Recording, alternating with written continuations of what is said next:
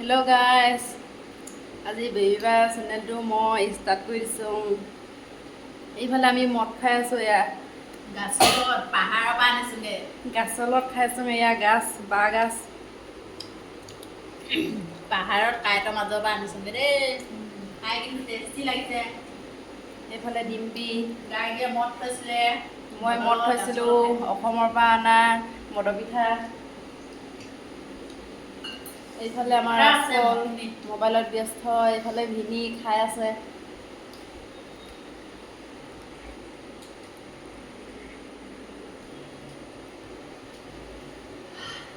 কিহেদি বাইদেউ কওঁ, কিহেদি বাইদেউ